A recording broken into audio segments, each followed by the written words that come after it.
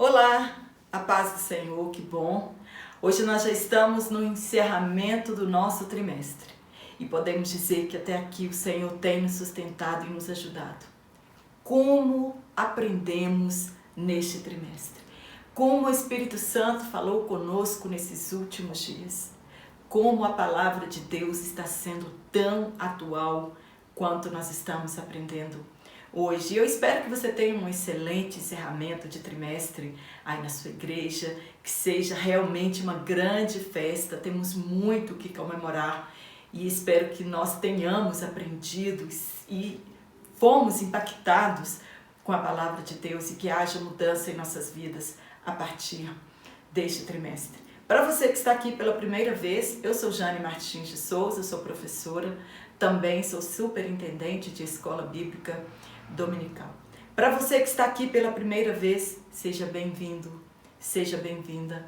É um prazer ter cada irmão, cada irmã todas as semanas aqui no meu canal e eu sou muito grata a Deus por contribuir com cada um dos irmãos a respeito da palavra de Deus. E eu já quero agradecer o carinho de todos os irmãos, você que falou de onde você é, você que me pediu um abraço lá no finalzinho da aula. Então, eu te espero lá no finalzinho da aula e eu estarei mandando um abraço para você.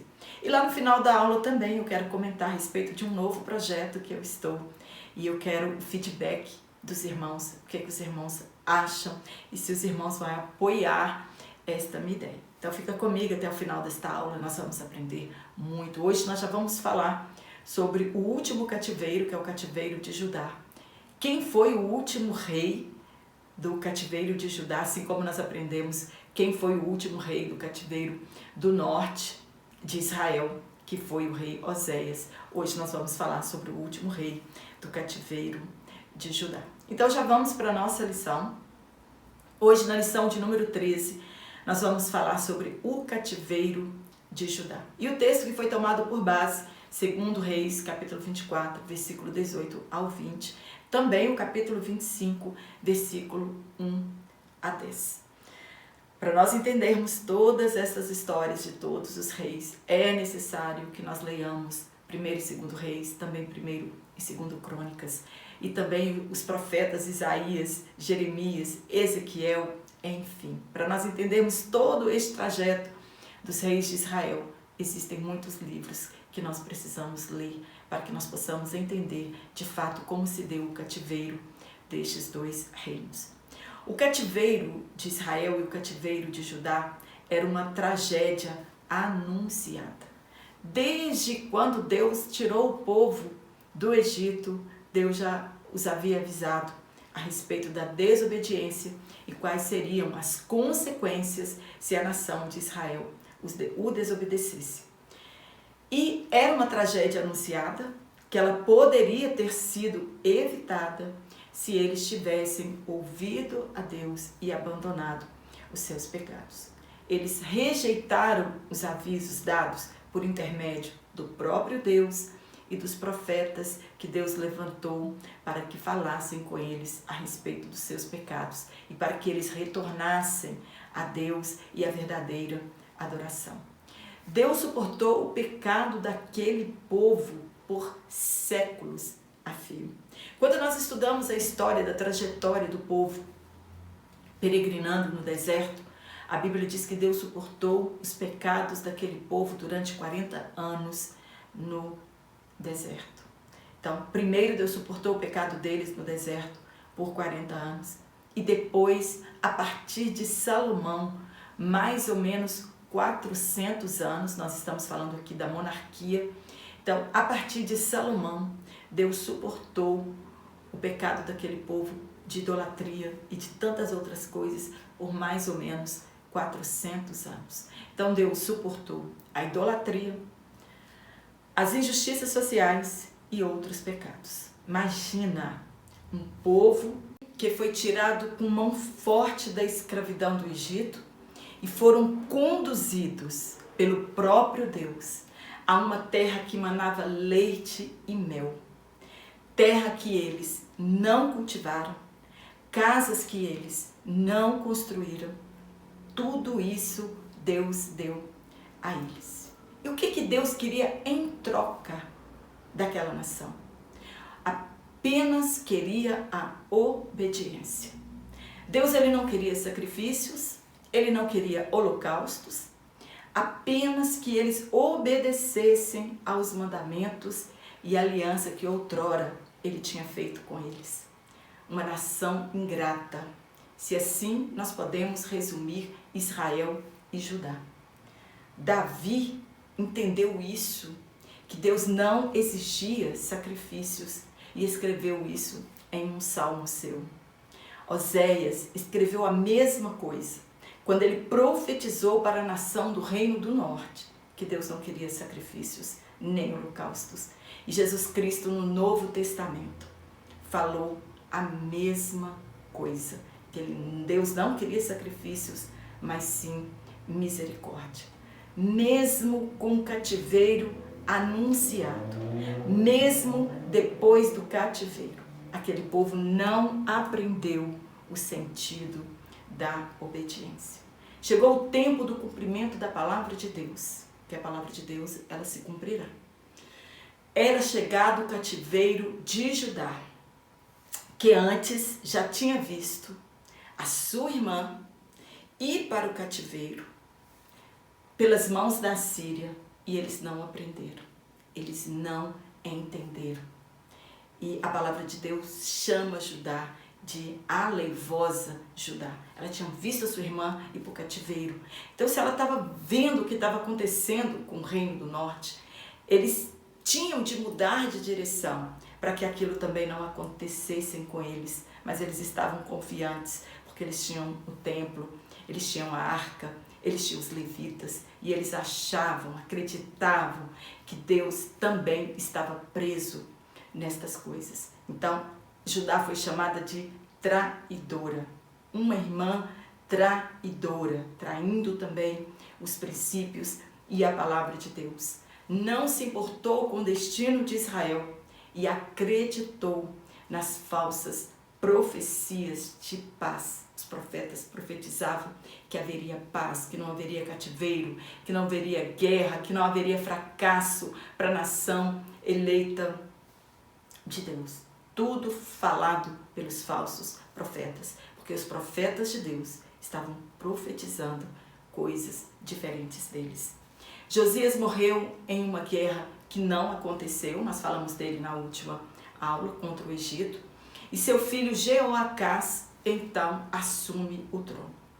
Foi muito ímpio, e o rei do Egito, Neco, voltando da guerra, aquela que Josias tentou vencê-lo nas fronteiras do Eufrates, o mandou chamar. Ele foi até a Ramate, uma cidade da Síria, e lá o fez prisioneiro. E colocou o rei em seu lugar, o seu irmão mais velho, Eliaquim. E deu a Eliaquim o nome de Jeoiaquim. A mudança de nome, nós sabemos que é para que a pessoa perca a sua identidade, perca a sua nacionalidade e fique então enfraquecido para tentar novamente tomar o seu poder. Assim era feito com todos os povos conquistados. Era uma estratégia militar. Obrigou-o a pagar todos os anos um tributo de 100 talentos de prata e 1 talento de ouro. Levou Jeoacás ao Egito, onde ele morreu. Não retornou mais a Judá. Este Jeoiaquim também ele foi muito perverso. Não aprendeu com os erros do seu irmão. Ele não tinha temor de Deus, nem bondade para com os homens. No 4º ano do seu reinado, Babilônia já estava em ascensão. Deus já tinha prometido que a Babilônia seria a nação poderosa naquele tempo. Babilônia partiu contra Neco, rei do Egito, lá no Eufrates, para lhe fazer guerra. Mas ele não intentou nada contra a Judéia. Porém, no 8º ano deste mesmo rei, Jeoiaquim, o rei de Babilônia, marchou contra eles, ameaçando caso não pagasse tributos à Babilônia. Ele aceitou prontamente e fez isso durante 3 anos. 3 anos ele foi fiel à Babilônia. Depois destes 3 anos, com a esperança de que o Egito fosse fazer guerra contra a Babilônia, e mais uma vez Israel coloca a sua confiança no Egito, ele então decidiu deixar de pagar os tributos, confiando mais uma vez no Egito.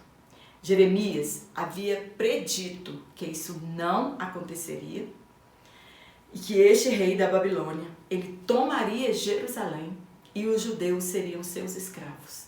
Ninguém acreditou nas profecias de Jeremias. E quando nós lemos o livro de Jeremias, nós vemos que ele sofreu muito por falar a palavra de Deus. Eles zombavam das profecias de Jeremias e zombavam do próprio profeta. Chamavam Jeremias de sonhador devido às suas visões. Ele viu amendoeira florescendo, panela fervendo, 2 cestos de figos e de tantas outras coisas que nós encontramos no seu livro. No primeiro tópico, então, nós vamos falar sobre o declínio espiritual de Judá. Eles saíram do topo de uma nação adoradora. Eles saíram de um governo, né, de sucesso de Josias, de adoração, e começaram um declínio espiritual. Nós aprendemos que Josias realmente tinha se convertido a Deus de todo o coração. Fez a maior reforma do Antigo Testamento, mas o povo não tinha mudado de coração. Nós já sabemos que Deus implorou por diversas vezes o retorno de Israel. Nós já falamos sobre a carta de Oséias, a carta apaixonada de Deus, e o quanto Deus declara amor pela nação de Israel em todo o Antigo Testamento. Deus implorava que eles deixassem, que eles abandonassem a sua idolatria e fossem fiel à aliança que fizeram desde o deserto. Na verdade, o declínio começou com Salomão e terminou com Zedequias, o último rei de Judá. Os 3 reis que governaram as 12 tribos unificadas em um período de 120 anos, né, nós sabemos que foi Saul, Davi e Salomão, foi um período de 120 anos. E a partir de Roboão até Zedequias, em torno de 400 anos. Então, um total aproximadamente de 520 anos de história da monarquia de Israel. Reis bons e reis maus. O fato é que o povo era inclinado à idolatria. As mulheres ofereciam bolos à rainha do céu. Eles curvaram-se diante de toda espécie dos deuses pagãos. Corrupção geral. E se afastaram do Deus vivo. No primeiro ponto, as advertências do profeta. Jeremias, Ezequiel e Miqueias, eles profetizaram o fim daquela nação. Eles denunciaram as injustiças e as terríveis transgressões do povo e dos líderes. Josias fez a maior reforma, porém, ele não conseguiu que o povo voltasse de todo o coração a Deus. Então, a sentença foi dada, abre aspas, trarei uma desgraça da qual não poderão escapar. Ainda que venham clamar a mim, eu não ouvirei. Quantos fiéis tinham no meio daquela nação e também pagaram um preço muito caro por causa da idolatria da maioria. E Deus então conclama a Jeremias que não orasse por eles e que mesmo se Moisés e Samuel estivessem diante de Deus, intercedesse por aquele povo, eu não lhes mostraria favor. O cálice já tinha transbordado. Então Deus diz que eles saiam da minha presença. E se eles perguntarem para onde vamos, assim diz o Senhor. Os destinados à morte, para a morte. Os destinados para a espada. Os destinados para a fome, e os destinados ao cativeiro para o cativeiro. Era irrevogável a sentença. Mas se eles obedecessem a Deus e aceitassem o cativeiro de bom grado, eles não seriam destruídos. A terra não seria queimada, mas eles não ouviram a voz de Deus.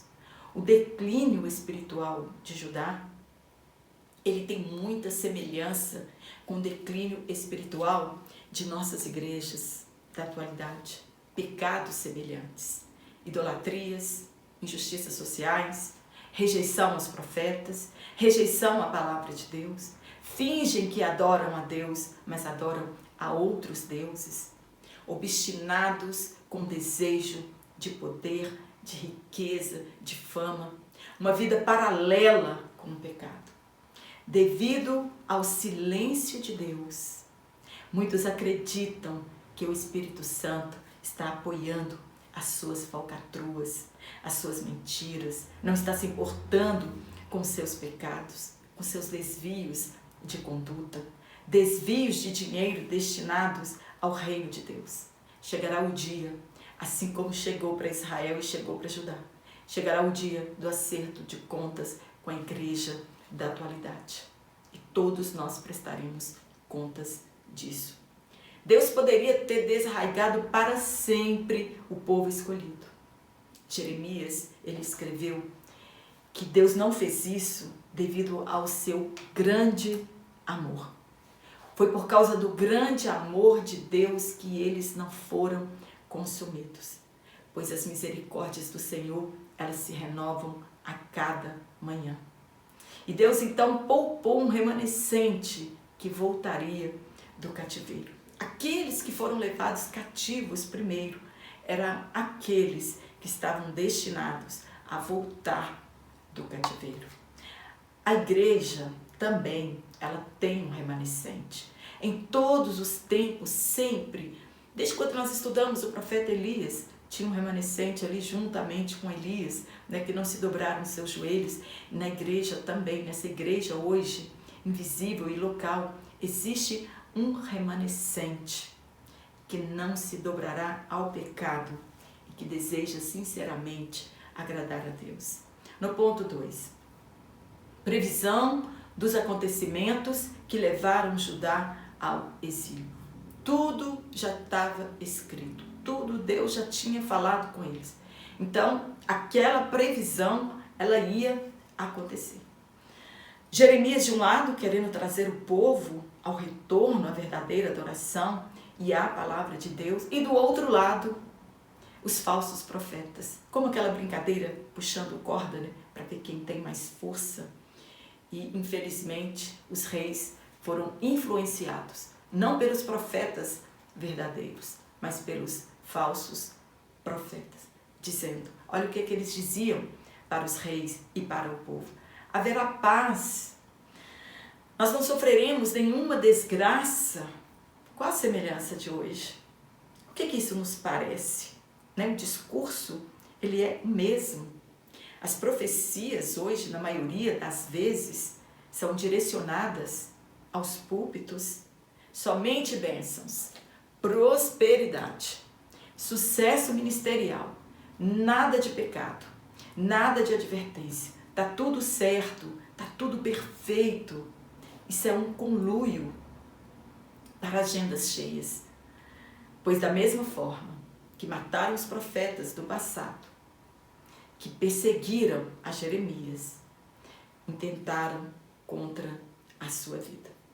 É o mesmo discurso hoje. Hoje fazem do mesmo jeito. Hoje eles não matam literalmente os profetas, mas eles matam os profetas de Deus espiritualmente.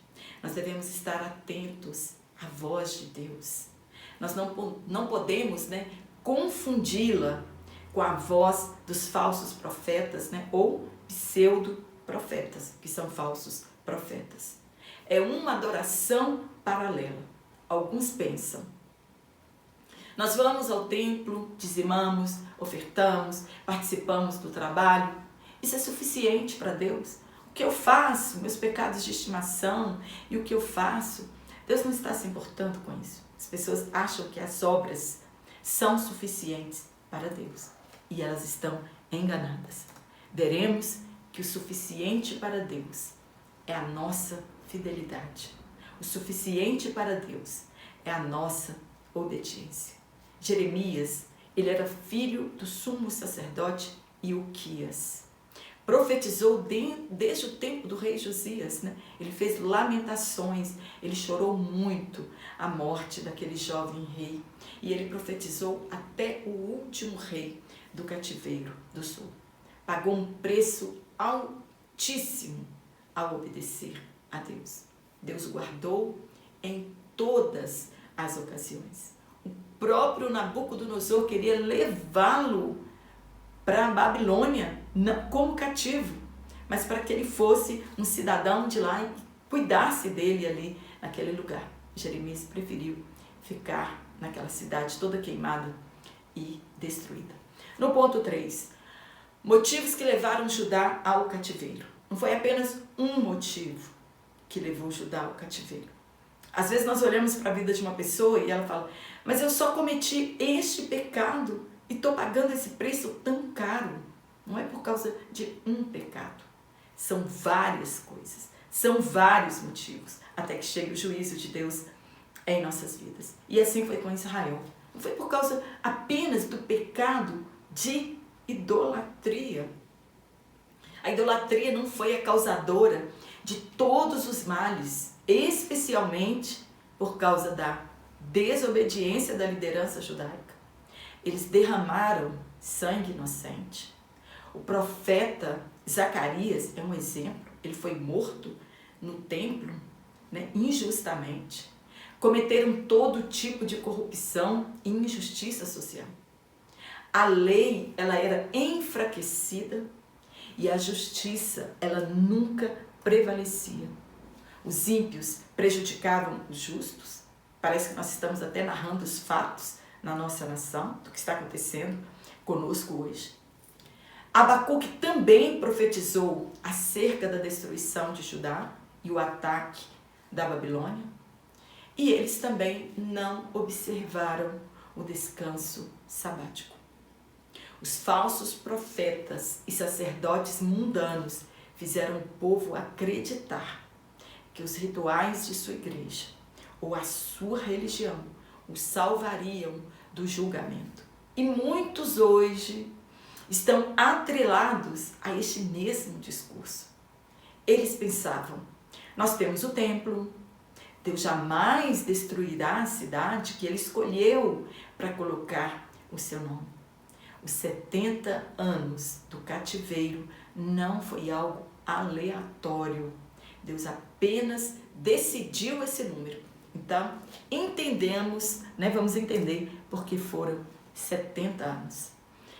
A história de Israel, segundo Crônicas, informa que se calcula os 70 anos do cativeiro a partir dos anos sabáticos de Levítico 25. A terra, ela devia guardar um ano a cada 7 anos. Então se contavam 6 anos, o 7º ano era o ano sabático. Era o ano que a terra descansava. Era o ano que as dívidas eram perdoadas, que os escravos eram libertos e onde eles demonstravam uma confiança de que Deus era poderoso para sustentá-los e guardá-los durante 365 dias ou 360 dias e eles iam alimentar do que a terra tinha produzido no 6º ano. Então, durante 6 anos, eles semeavam, colhiam, aparavam as suas uvas. Mas no 7º ano, a terra deveria ter um ano de descanso.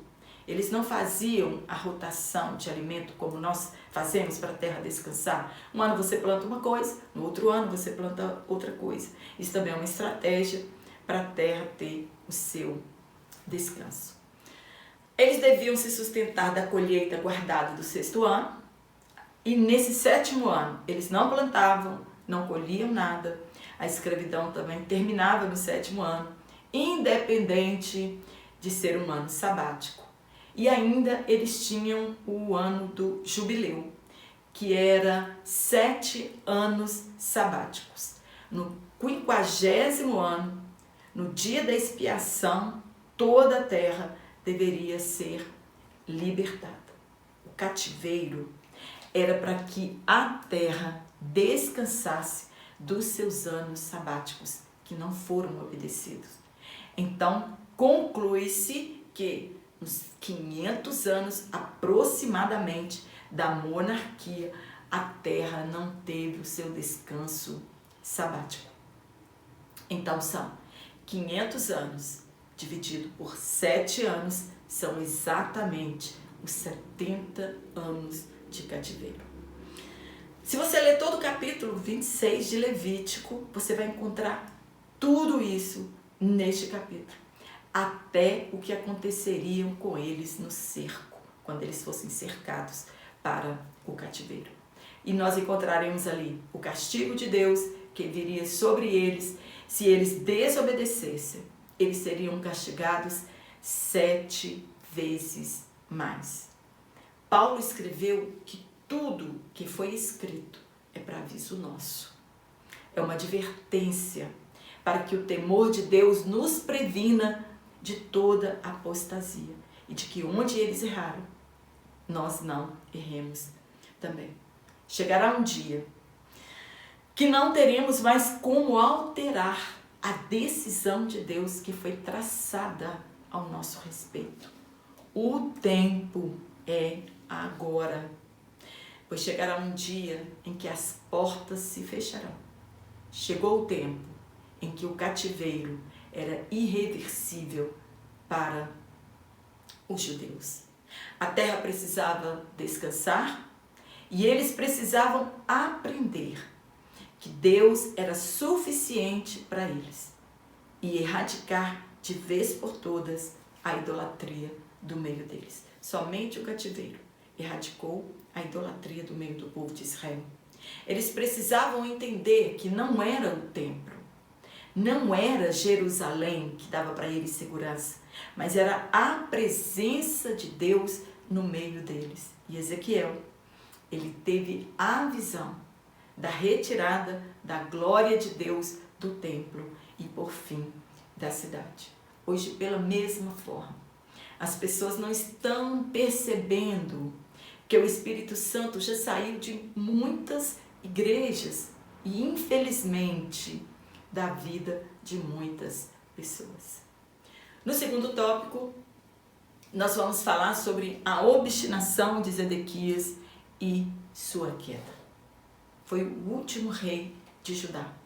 Ele podia ter feito diferente. Ele podia ter ouvido os profetas de Deus.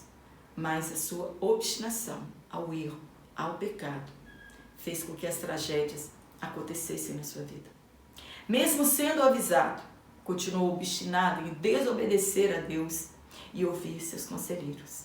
Jeremias, por diversas vezes, foi enviado a ele por Deus para clamar ao povo que voltassem para Deus. Mesmo que o cativeiro fosse irrevogável, podia ter sido de uma forma mais branda. Será que não estamos orgulhosos como eles, com nossos prédios suntuosos, dinheiro entrando facilmente, com crescente número de novos crentes, e achamos que por termos a Bíblia, por termos os prédios das igrejas, por nós termos os ministérios bem-sucedidos, Deus deixará passar nossos pecados e reterá sua mão da disciplina contra nós?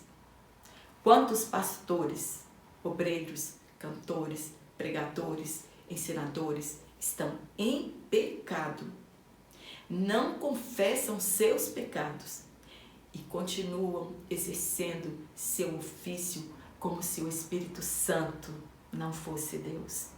Como se o Espírito Santo não estivesse importando com a sua conduta? Quando o juízo de Deus ele começar, se é que já não começou, será primeiro pela casa de Deus. Josias morreu, seus 2 filhos então assumem cada um por sua vez o trono, são perversos. Jeoacás e Jeoiaquim, e esse Jeoaquim foi este rei, que rasgou o livro da lei e o colocou no fogo. Foi este rei que mandou prender a Jeremias e que foi morto por Nabucodonosor. Seu filho Jeconias, ou Joaquim, é feito rei em seu lugar. São levados 3.000 dos principais judeus, dentre os quais estavam Ezequiel, Ananias, Misael, Azarias e Daniel. Crentes fiéis também sofrem com a consequência do pecado da liderança. Ele era um príncipe bom, né? Joaquim era um príncipe bom e justo, reinou por pouco tempo. Nabucodonosor o levou cativo juntamente com sua mãe. Ele se rendeu, entregou todos também como cativos, também amigos e parentes de Joaquim. E depois de quase um ano, Nabucodonosor mandou buscar mais prisioneiros, elevando o número de cativos para mais de 10.000 pessoas. Zedequias, que era Matanias, então é empossado rei no lugar de Joaquim, por Nabucodonosor. Ele era tio paterno de Joaquim. Sendo jovem ainda, 21 anos, andava na companhia de jovens e desprezava a virtude e a justiça. Foi orientado por Jeremias, mas disse não às orientações de Jeremias, a arrepender-se dos seus pecados e não acreditar nos falsos profetas que o rodeavam. Às vezes, seu coração era mudado por causa das profecias de Jeremias, mas em pouco tempo eram arrancadas do seu coração por causa da opinião dos outros, dizendo, os outros diziam para ele que Deus nunca destruiria o que ele mesmo mandou construir. Ezequiel predisse a destruição do templo, mesmo estando cativo na Babilônia, e as profecias então coincidem com as de Jeremias acerca da destruição do templo. Mas algumas profecias dos dois não coincidiam.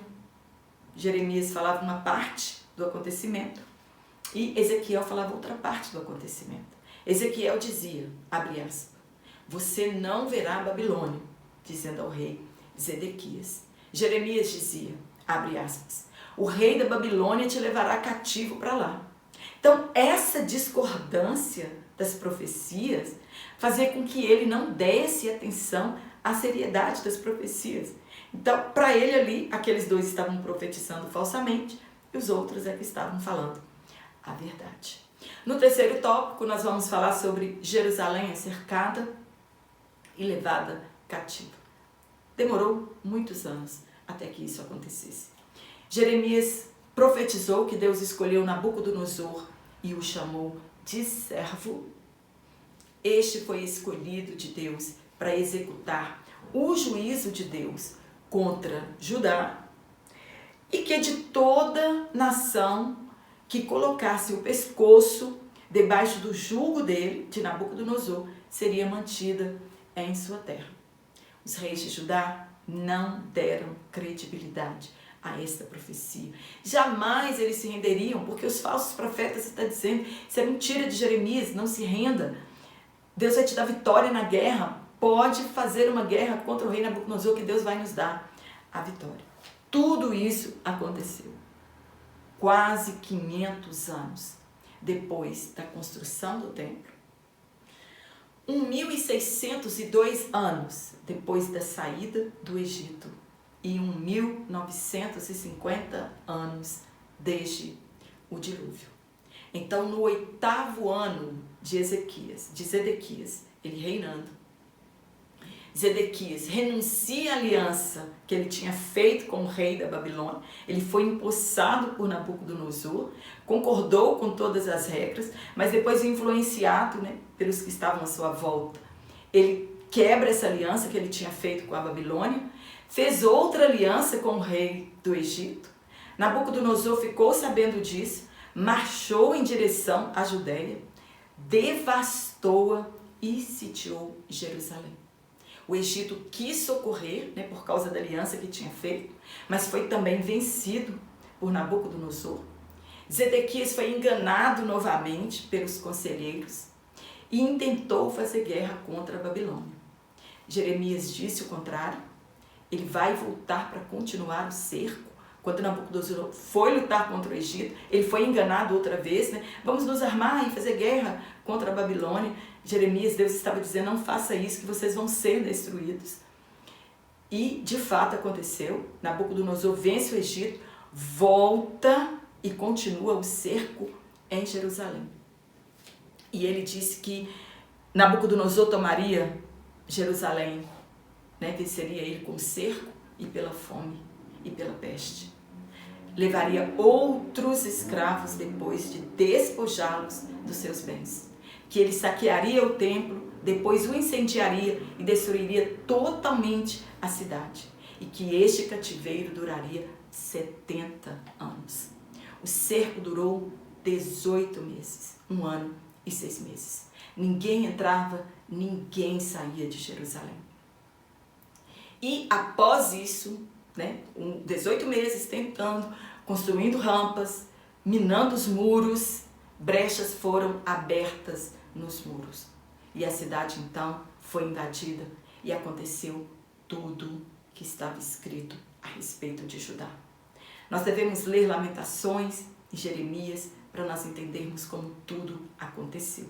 Eu confesso que para mim essa lição foi uma das mais difíceis, porque nós temos que contar anos de histórias, né, e ler bastante para nós entendermos este cativeiro. Eles foram oprimidos pela fome e pela peste. Jeremias clamava ao povo para abrir os portões da cidade. Ele sofreu muito neste intervalo. Jeremias foi lançado em um poço que não tinha mais água, né? A água tinha acabado, só lama, para que ele morresse afogado naquela lama. O rei ficou sabendo disso, se comoveu e mandou que o tirassem de lá secretamente, né? E Jeremias garantiu ao rei Zedequias que se ele se entregasse, nada lhe aconteceria, nem a ele, nem a seus filhos. A fome foi tanta que as mães comeram os seus filhos. Você já teve a oportunidade de conhecer ou saber o que o inimigo faz na casa dos desviados, na vida dos desviados? O que Deus permite acontecer com aqueles que insistem em desobedecer os mandamentos de Deus, desviados dentro ou fora da igreja, porém desviados. Vemos o destino deles, apóstatas, e mesmo assim muitos querem trilhar o mesmo caminho.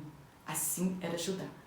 Viu o que tinha acontecido com Israel, mas escolheu trilhar o mesmo caminho e ter um destino talvez até pior do que Israel. Tinham tudo, mas não tinham a presença de Deus. E este tudo não os salvariam daquele grande dia de prestação de contas. E este tudo que nós temos também não nos salvará daquele grande dia da prestação de contas. Romperam o cerco, marcharam diretamente para o templo. Zedequias fugiu com a sua família e alguns nobres. Não foram muito longe. Foram capturados e levados à presença de Nabucodonosor. Nabucodonosor reprovou a ingratidão dele por tudo que Nabucodonosor tinha feito por ele e termina lhe dizendo, abre aspas, o grande Deus, para castigar-vos, vos entregou em minhas mãos. Mandou então matar seus filhos na sua presença, seus amigos, e depois de tudo isso, mandou-lhe vazar os seus olhos. Foi acorrentado e levado cativo para a Babilônia. Assim, naquele momento, ele entendeu então a divergência das profecias de Jeremias e de Ezequiel. Então, se cumpriu a profecia e ele foi então levado como escravo para a Babilônia e ali ele morreu.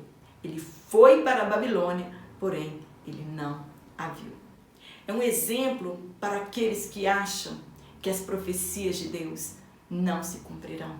Que o que está escrito ali em Apocalipse, né, no Sermão do Monte de Jesus, no capítulo 24, 25, de Mateus, muitas pessoas acreditam que aquelas coisas não acontecerão. Isso é um aviso para a igreja da atualidade. Que as profecias, elas se cumprirão sim, né? E que essas profecias não estão relacionadas ao fim de tudo.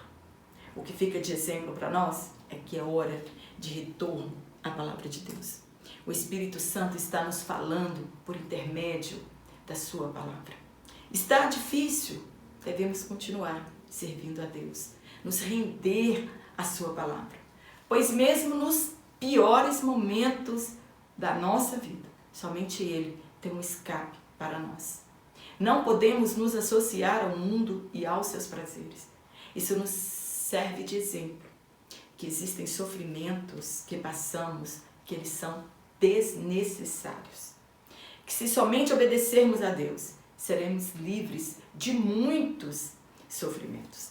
Jeremias falou sobre o juízo de Deus, mas ele também falou sobre as muitas misericórdias de Deus, que a misericórdia de Deus é a causa que nós ainda não fomos consumidos, né? Porque se fosse desejo do inimigo, ele já teria nos engolidos vivos. Havia uma esperança para Judá. Depois dos 70 anos do cativeiro, eles voltariam e reconstruiriam tudo outra vez. Claro que não foi com o mesmo glamour. E assim nós também sabemos que o nosso sofrimento, ele é por pouco tempo e que a nossa esperança, ela está depositada em Cristo Jesus, pois um dia nós estaremos com Ele para sempre. Os céus e a terra, eles passarão, mas a palavra de Deus, ela permanece para sempre. A palavra de Deus, ela será levada a todas as nações como testemunho, assim como a lei foi testemunho para Israel, o Evangelho, ele será testemunho para nós também. Amém? Espero ter te ajudado com este comentário. Se você gostou, dá um curtir aqui na minha aula. Se você não é inscrito no meu canal, se inscreva, compartilhe a minha aula em suas redes sociais, para que o YouTube entenda, né, que surgiram o meu vídeo para outras pessoas e que o meu canal possa continuar crescendo. E se você quer saber mais sobre o cativeiro do povo de Israel, eu tenho um trimestre inteiro também, que está gravado aqui, que nós tivemos, quando nós tivemos parado, né, as nossas igrejas com a escola bíblica. Nós falamos sobre o cativeiro de Israel, né, o exílio deles, e eu tenho esse trimestre gravado. Vou deixar aqui o link na descrição do vídeo, e se você quiser assistir, vou deixar um card aqui também, né, das minhas aulas, falando a respeito do cativeiro de Israel. E eu estou com um projeto novo e eu quero feedback dos irmãos e das irmãs, se as irmãs assim querem. Eu estou, né, projetando agora para o próximo trimestre compartilhar, né, os meus comentários das nossas escolas, mas eu vou fazer isso por um preço justo e bom para os irmãos. Se você quiser receber todas as minhas aulas, né, todos os comentários bíblicos durante todo o trimestre, por apenas uma cifra de R$10, você vai receber todos os meus comentários semanalmente. Você pode receber no PowerPoint, que você pode usar na sua igreja, ou você pode recebê-lo em PDF no seu WhatsApp ou também por e-mail. Se você quiser receber as minhas aulas durante esse trimestre todo, você vai pagar apenas um valor de R$10. Mas, irmã, eu quero receber só a aula que eu vou lecionar. Então, será por um valor de R$3. Você vai receber este meu comentário, né, todo em PDF ou então em PowerPoint. Né? Então, você deixa nos comentários eu quero e o número do seu telefone e eu vou fazer uma lista de transmissão e semanalmente eu mando para os irmãos este comentário. Se você quiser comentários anteriores meu, você também pode falar. Lembrando que esse WhatsApp ele não vai ser para conversa, né, para discutir lição, nada. Apenas para você receber a minha lição, né, o PDF ou o PowerPoint desta lição. Espero que os irmãos entendam, né, esta minha posição. Se os irmãos quiserem receber, amém, estou aqui à disposição. Se não quiserem, vão aí anotando a minha lição, né, que está disponível também para os irmãos aqui no YouTube. Se tiver alguma dúvida, pode me perguntar aqui nos comentários. E eu quero mandar um abraço para todos os irmãos, né, que toda semana comentam no meu canal, porque o seu envolvimento faz com que o meu canal cresça e ele possa chegar ao conhecimento e alcance de outras pessoas também. Então, você que falou de onde você é, Deus te abençoe grandemente, né? Nós temos irmãos espalhados neste Brasil todo e eu agradeço o carinho e sinceramente sou muito grata a Deus por contribuir aqui com essas lições, porque eu amo o que eu faço, eu amo a minha chamada de professora de escola bíblica dominical. E eu sou professora secular sim, mas fiz a opção de apenas lecionar na casa de Deus. E eu quero mandar um abraço para aqueles irmãos que me pediram, né? Mas Jane, manda um alô para nós, fala meu nome aí na sua aula. E eu quero mandar aqui um abraço para o irmão Eli Cardoso, que até aniversariou esses dias, né? Então, feliz aniversário e tá aqui um abraço. A nossa irmã Edilene Gonçalves, Maria Senilda na AD em Governador Valadares, em Minas Gerais. Luzineide Rodrigues, Gessé de Souza, irmã Nilcina Maria, na Congregação em Primitiva 2, Maceió. Também Maria Tereza em Nazaré da Mata, em Pernambuco. Lúcia Custódio em Córrego de Boa Vista, Mantena, em Minas Gerais. Maria Luísa Ferreira, na AD Serra Verde, em BH, Minas Gerais, apenas 180 quilômetros aqui da minha cidade. Irmã Laudeci Lima, na AD Vista Atlântida, no Maceió, Alagoas. A Diaconisa Geraldina, em Feira de Santana, na Bahia, da AD Madureira. Aline Vitória e sua família, né? Pede para mandar um abraço para todo mundo, Fábio, Elaine e Fabiana. Também a nossa irmã Elza Dutra, na AD, em Aldeia, Minas Gerais. Hoje nós temos participação aqui de Minas Gerais, né? Então salve para Minas Gerais. Irmã Célia Berto, na AD, em Rio Tinto, na Paraíba. Um forte abraço a todos vocês. A próxima aula já vai ser um trimestre novo e eu te espero aqui. Nós estaremos juntos, se Deus assim nos permitir, neste próximo trimestre. E comenta aqui qual das 13 lições você mais gostou, mais o Espírito Santo de Deus falou com você. Então eu aguardo seus comentários, o seu feedback a respeito do meu novo projeto. E eu te vejo aqui no nosso próximo trimestre, se Deus assim nos permitir. Então.